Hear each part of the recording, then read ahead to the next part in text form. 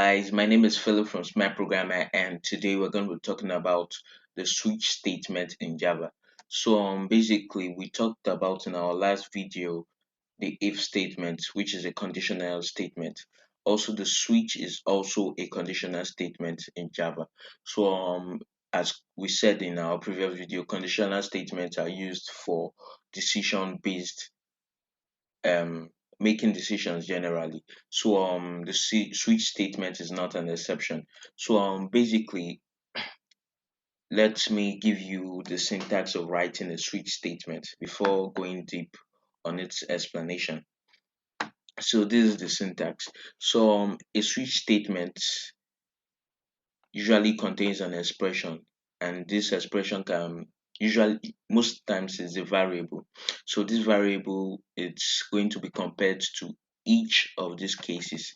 So this is case one, and this is the next case, which is by name option two, and then option three.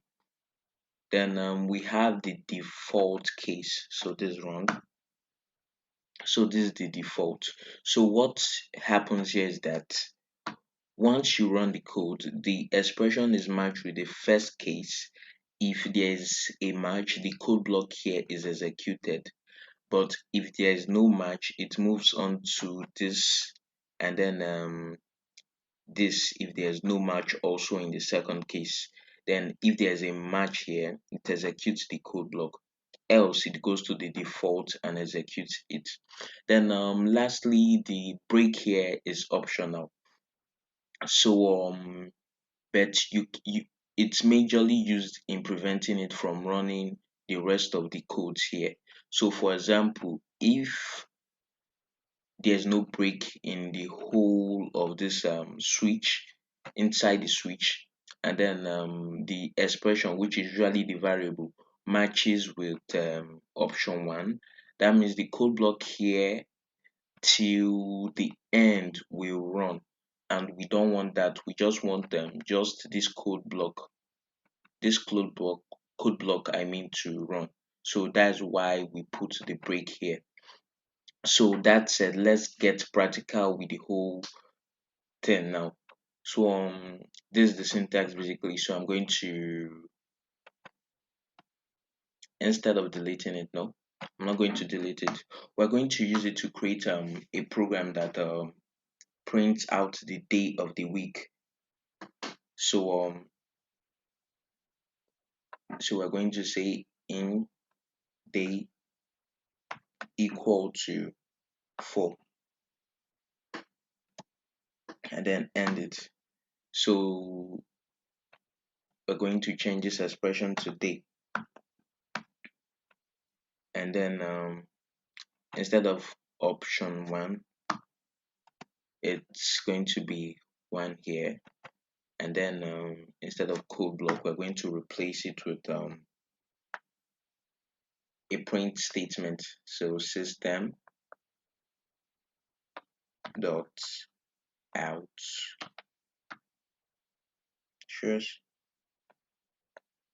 dot out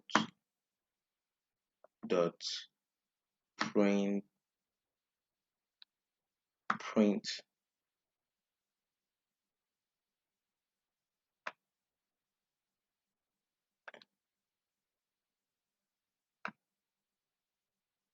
well print, and then I'm going to put in here Monday, since it's the first day of the week by me. Okay, so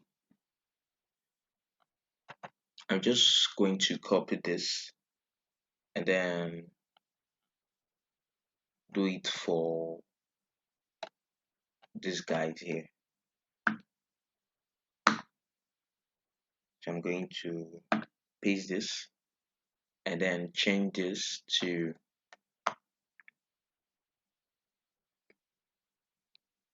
I'll change this to 2, and then instead of Monday, I'm going to change it to Tuesday,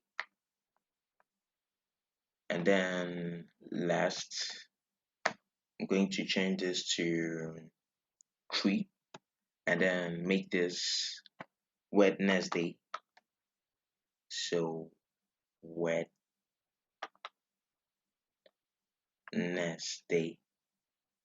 and then the default should be, it should print not valid. So I'm going to say system dot out dot dot print. So I'm going to say not valid.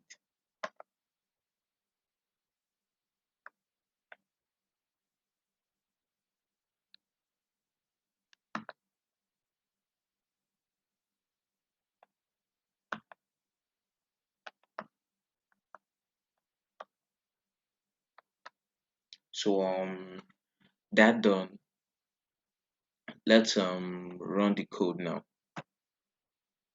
So since the expression, which is day, is 4, it's going to print not valid because it didn't match with any of the cases. So since it didn't match with case 1, case 2, or case 3, it automatically prints the default value. So let's change this to, let's say, 2, and then run it. So hopefully it gives us Tuesday, because it matches with the case 2, I mean. So that's basically how the switch statement works. So let's test the use of this break. So I'm going to remove break from here and here. So and then run this code again. So it's going to print Tuesday, Wednesday, and not valid because we didn't tell it to stop after printing Tuesday. So it's going to run this and also this. So that is the essence of using a break statement after each. So that said, I hope you understood everything concerning the switch statement, and have a great day, and make sure you like and subscribe to the channel if you haven't. So have a great day, and I love you guys.